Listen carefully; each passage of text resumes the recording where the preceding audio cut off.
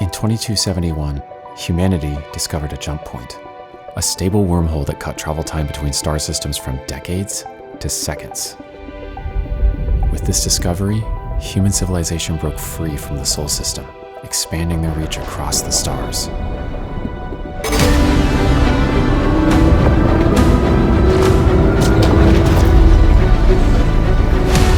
Navigating these takes effort. It's not a straight path. Particle currents tug you around, and columns of the wormhole can take pieces off of your ship. Survival is not guaranteed.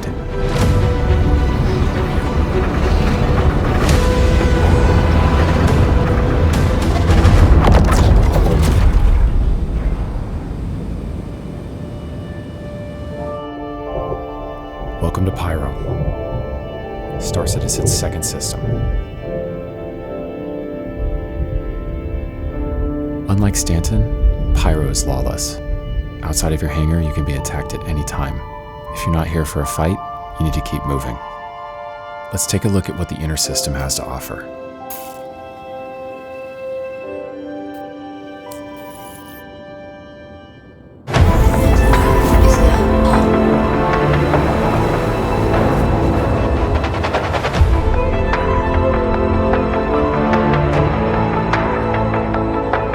While we're in Quantum, let's have another conversation about scale. This fully simulated system is much larger than Stanton. With 6 explorable planets and moons, it has a diameter of about 1 astronomical unit or 140 million kilometers. At this massive size, many routes through the system require at least one stop for refueling and space burritos, especially if you're in a smaller ship.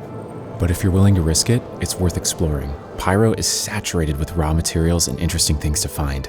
We're approaching our first planet now, so let's take a look.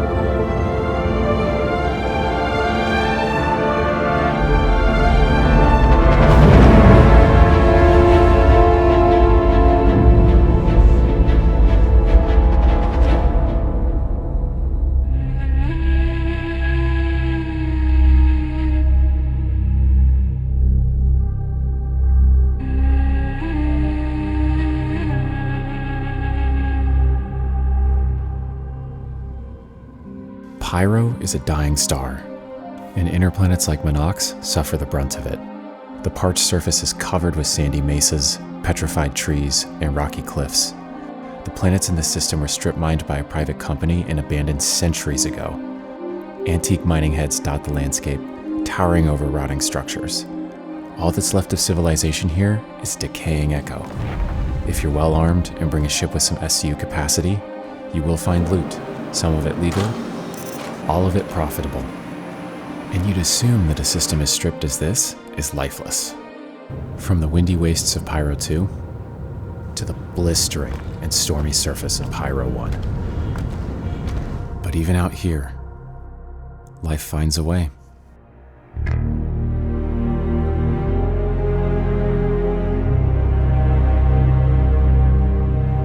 Bloom is one of the few places in Pyro that offers a veil of tranquility. As you sail through the cloud tops, it's easy to forget that this is a hot zone for PvP. Atmospheric rendering has seen dramatic improvements, with large, dynamic volumetric cloud fronts and gorgeous atmospheric god rays that extend for kilometers. This is the first step towards planet-wide dynamic weather and storms. Real-time volumetrics like this were only possible very recently, and they really add a sense of scale.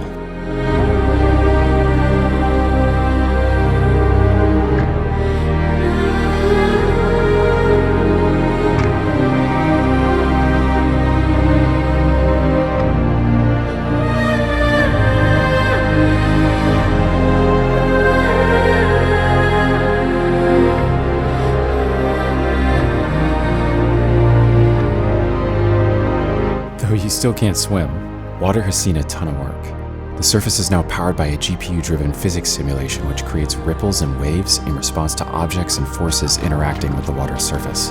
All of these things together give the planets a lot more character, and though there's no doubt that Bloom is the gem of the system, the outer reaches of Pyro shouldn't be overlooked.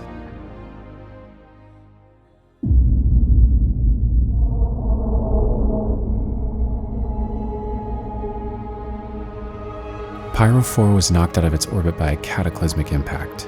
It's now in a death spiral into Pyro 5, which is a volumetric gas giant with a massive gravity well. Despite everything, life clings to the doomed surface. Pyro 4 demonstrates Star Engine's still peerless planetary rendering tech. Though the vegetation isn't as dense as the recent forests on Microtech, and only a tiny sample of what Genesis will bring in a future patch, there's still something eerily peaceful and beautiful about this place. As somebody who's spent a good chunk of my life living in remote, western parts of the United States, this planet feels very familiar. With base building in the near future, this place might become more for many of us than just an abandoned frontier. It could be a place to call home.